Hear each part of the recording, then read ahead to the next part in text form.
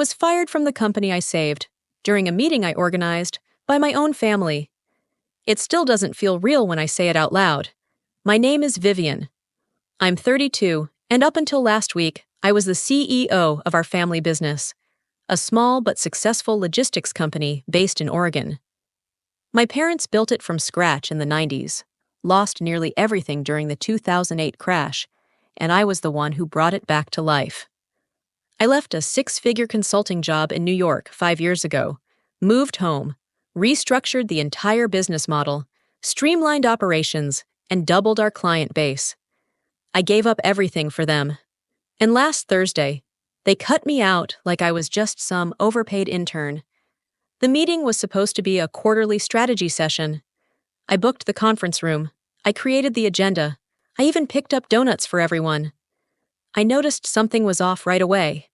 Mom kept looking at Dad. Dad wouldn't look at me, and my younger brother, Chase, sat there smirking like he already knew the punchline of a cruel joke. And then she said it. My mom. The same woman who used to call me at 11 p.m., panicking about payroll. The same woman I covered for when her bookkeeping mistake nearly triggered an audit. Vivian, your father and I have been talking, and we think it's time you took a step back.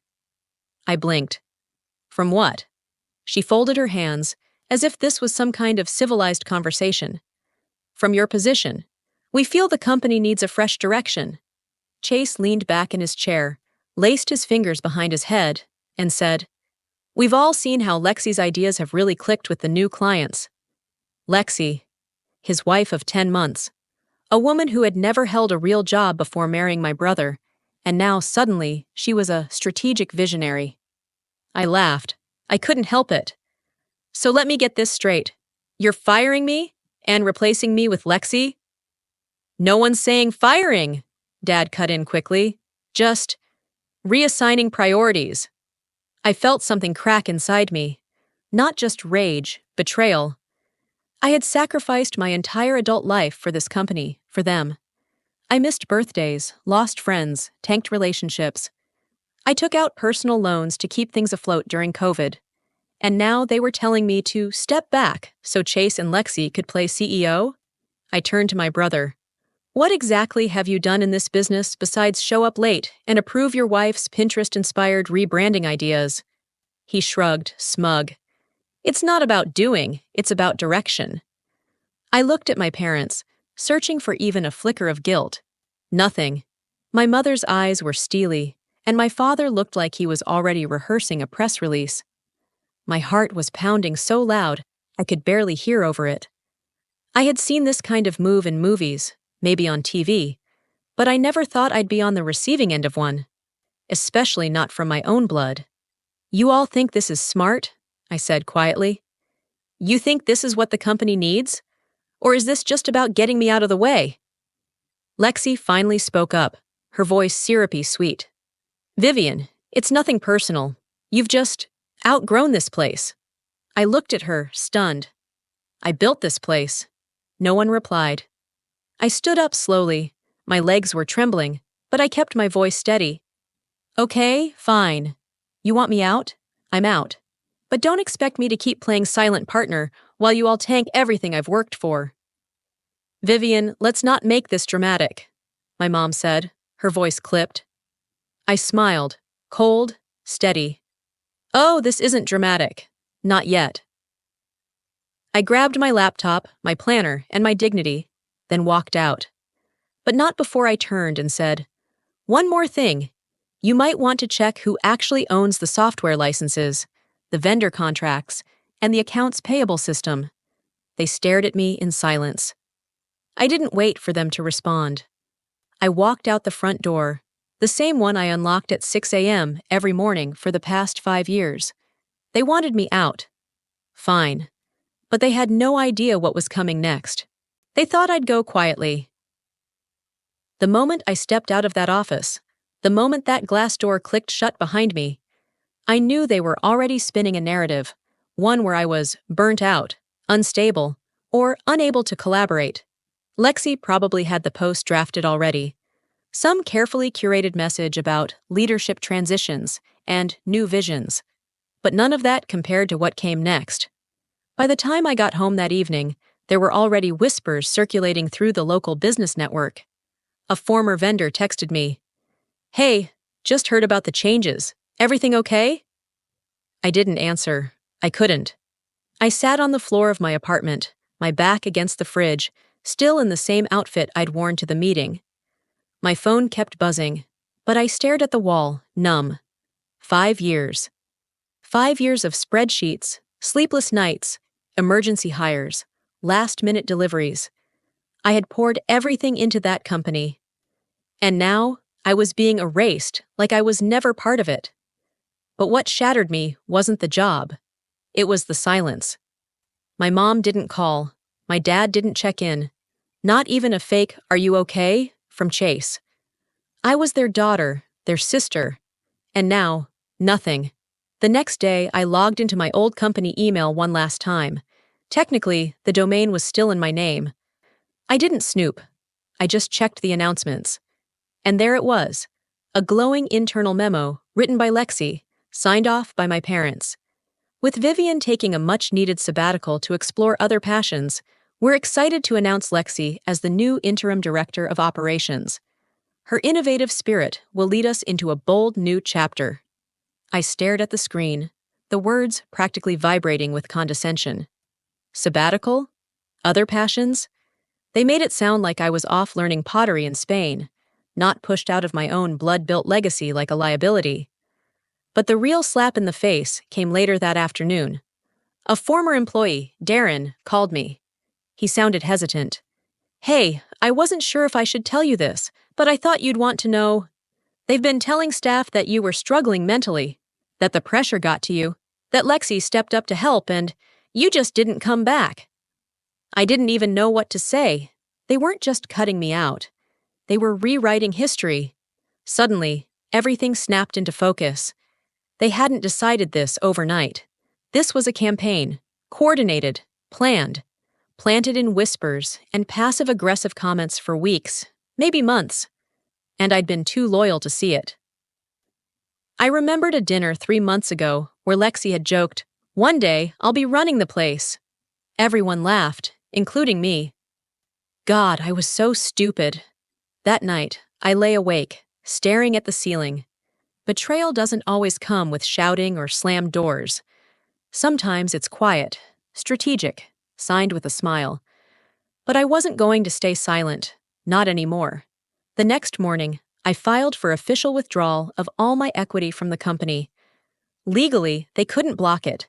The papers were airtight, thanks to the lawyer I'd hired the moment I started restructuring 5 years ago. I also deactivated all admin logins I still had access to. Anything under my name was locked down.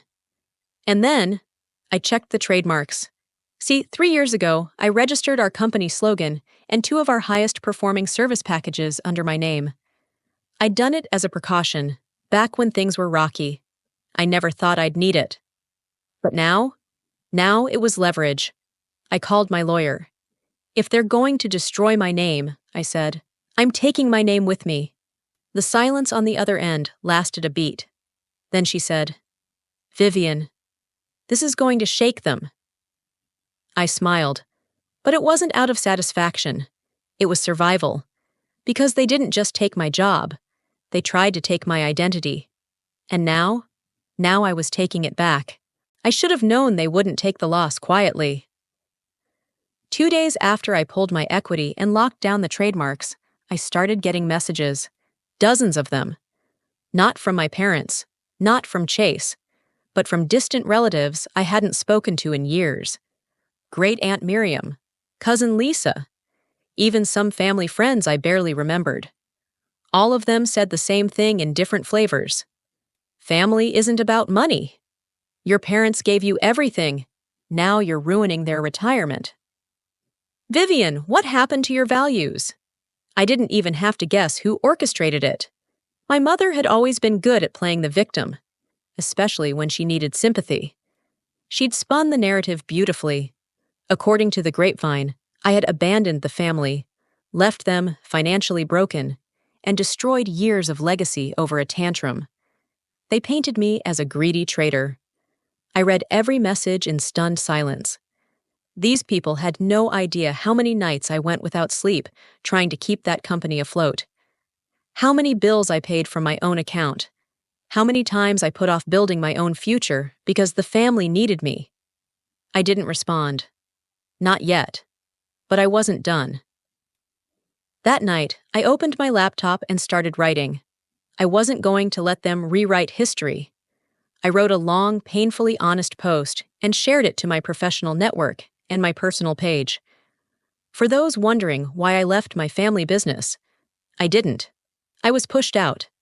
After 5 years of rebuilding a company that was on the brink of collapse, I was replaced in a surprise meeting by my brother's wife, someone with no business experience.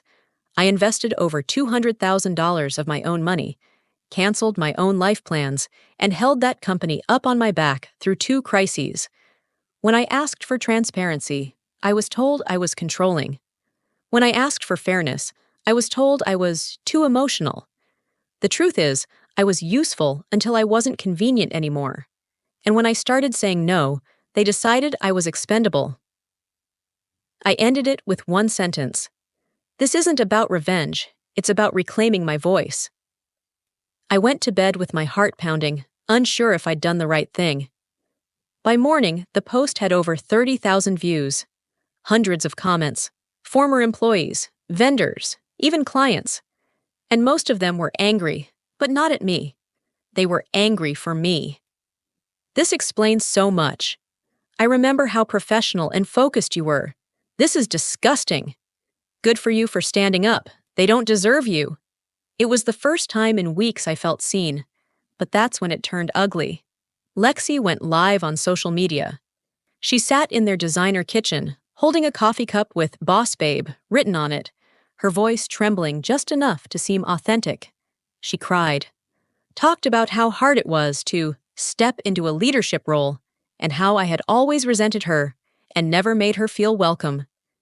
Then she dropped the bomb. She claimed I had stolen proprietary client data and that the family was considering legal options against me for damaging the company's reputation. I stared at the screen, my hands shaking. This wasn't just gaslighting. This was war. Within minutes, my inbox exploded. Colleagues asking if it was true. My lawyer called before I could even dial. "Vivian," she said firmly, "this crosses the line into defamation." I didn't even feel panic. I felt cold. This wasn't just about getting rid of me anymore. They wanted to destroy me.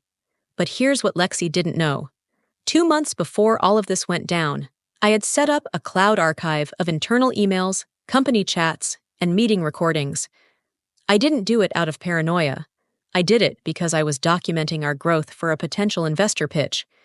In one of those recordings, a full transcript of a strategy session where Lexi openly admitted she wanted me out by the end of Q2 and laughed about how easy it'll be to push her if we control the board. Another clip? My father saying, "Let her build it back up, then we'll shift leadership once the cash flow stabilizes." They weren't just planning my exit, they were waiting for me to do the heavy lifting so they could take everything when the risk was gone. I copied the files to a secure drive, and then I stared at the screen, one hand hovering over the mouse. I had proof. Cold, undeniable proof. And in less than 24 hours, I was going to use it. They wanted a war? They had no idea who they were up against. They thought I'd crumble under pressure. They thought if they dragged my name through the mud fast enough, I'd drown in it before I could fight back. They were wrong. The moment I heard Lexi accuse me of stealing proprietary data on a live stream, a public, recorded live stream, something in me clicked. It wasn't rage, not anymore. It was precision. I wasn't the hurt daughter or the discarded CEO. I was a woman with receipts. A woman they underestimated one too many times. The first thing I did was hand over the recordings and email backups to my lawyer. I didn't post them. I didn't even hint at them. I let the silence grow thick and uncomfortable. I let them feel untouchable just a little bit longer, because I wanted the timing to be perfect. In the meantime, I got to work. I reached out to 3 major clients I had personally brought into the company. Clients I had built relationships with over late-night calls, last-minute deliveries, and honest transparency. I told them, off the record, what had happened. I never asked them to take sides. But I didn't have to. 2 of them terminated contracts with the family company within the week. The third sent a formal notice demanding confirmation that I was no longer associated with their accounts. The company couldn't respond without admitting the shift in leadership or facing a breach of contract. The cracks were beginning to show. Next, I registered my own company, a logistics consulting firm. Small, lean, remote. Just me and a few contractors I'd worked with for years. I made one announcement post on LinkedIn. No drama, no shade. Just a clean slate. Within 48 hours, I had 7 meetings booked. Turns out, when you spend years giving everything to a business, people don't remember the logo. They remember you. I was sipping my coffee that Thursday morning, scrolling through emails, when my phone buzzed. Unknown number. I let it go to voicemail. Then I listened. It was my father. "Vivian, we need to talk. This is getting out of hand. Clients are leaving. Staff are panicking. I don't know what you've told people, but you need to stop. This isn't good for any of us."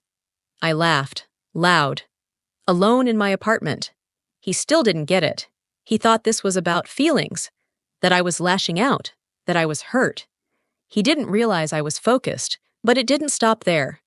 That afternoon, Lexi's live stream mysteriously disappeared.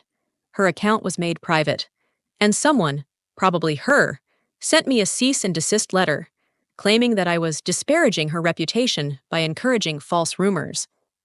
Cute. I forwarded the letter to my attorney. "Should we show them what actual defamation looks like?" she asked, her voice dry. "Not yet," I said. "Let them sweat." Then came the final push. My lawyer reached out to a journalist, someone I'd worked with years ago when our company was featured in a Women in Leadership spotlight. I gave her everything: documents, contracts, timelines, recorded meetings, and that quote from my father, "Let her build it back up, then we'll shift leadership once the cash flow stabilizes." The article dropped the following Monday. The headline? "Daughter built the empire, then her family stole it." It didn't take long for it to go viral. Business networks picked it up. Industry forums lit up. The comments were brutal. "Disgusting. I'd pull every dollar from that company." This is why founders lose everything. They let nepotism destroy the business. "Vivian, if you ever open public investment, I'm in." Lexi didn't go live again, but Chase did. He made a short video in a suit that didn't quite fit, standing in front of a bookshelf that still had the tags on the spines. His voice shook as he talked about family misunderstandings, media exaggeration, and taking legal steps to clarify the truth. But it was too late, because the real twist? Their accounts were frozen. 2 of their largest vendors, spooked by the legal risk, had placed holds on all outstanding payments and suspended ongoing contracts until the leadership dispute was resolved. Turns out, when you lie in public, people want written proof in private. I got a call that night from my mom. For the first time in weeks, her voice didn't sound angry. It sounded scared. But I didn't answer. She wanted to talk. She could talk to my lawyer, because this wasn't just business anymore. This was the consequence of betrayal, and I wasn't done yet. I never planned to destroy them. All I ever wanted was respect, recognition. A thank you would have been nice. But when you spend years being used, lied about, and erased, eventually you stop hoping for decency and start demanding consequences. The article kept gaining traction. Industry blogs, LinkedIn influencers, even a business ethics podcast picked it up. Suddenly, my name wasn't just floating in their local gossip mill, it was everywhere. And this time, they couldn't control the story. A week after the exposé dropped, my parents held an emergency shareholder meeting, one they tried to keep quiet. But one of the junior partners, who had always been kind to me, reached out and forwarded the email. The agenda was simple: remove Lexi from her leadership role, restructure the company to avoid further PR damage, and issue a public apology. Too little, too late. Because while they were scrambling to put out the fire, I was already meeting with an auditor, one who had a vested interest in companies accused of mishandling internal funds and falsifying board records. See, in the midst of Lexi's takeover, Chase had authorized a series of payments, transfers marked as consulting fees, to shell companies that, as it turns out, didn't actually exist. The money? Nearly $90,000 in total. The auditor flagged it immediately. It was enough to trigger a full financial investigation. 3 days later, the family business, my family's legacy, was served with a formal notice, not by me, by the state. I didn't celebrate. I just sat on my apartment floor, back against the same fridge I'd leaned on the day they kicked me out, and let the silence settle. I wasn't happy. I wasn't dancing. I was just finally breathing. Within a month, Lexi's name disappeared from all company filings.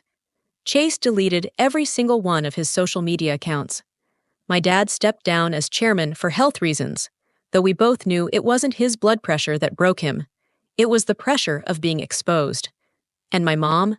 She sent me a letter, not an email, not a call, a handwritten letter. 5 pages of guilt, denial, vague apologies, and one single line that stuck with me. "You always thought we didn't appreciate you, but that's not true." I didn't reply, because appreciation that only shows up after public humiliation and legal consequences isn't appreciation. It's damage control. I kept building my new company. Quietly, cleanly, clients came. Word of mouth spread. I got invited to speak at a Women in Business panel. Ironic, considering how I was treated by the very people who taught me how to hustle in the first place. And then, something happened I didn't expect. A job applicant walked into my office. It was a young woman, nervous but sharp, with a resume that included a short stint at my family's company. I recognized the name. She was one of Lexi's hires, someone who had barely made it 6 months. She sat across from me, looked me dead in the eye, and said, "I was told you were difficult to work with. But I've read everything, and honestly, I'd rather work for someone who got burned for telling the truth than for people who got rich by burning others." I didn't say anything for a moment. I just nodded. She got the job. Not because she believed in me, but because she saw me. And that's more than my own family ever did. They lost their reputation. They lost their money. But more than that, they lost me. And I finally realized that was their greatest punishment, because I was the one holding everything together. They just never noticed, until I let go. If that ending hit you hard too, drop a 2 in the comments, and stick around if you want more stories like this.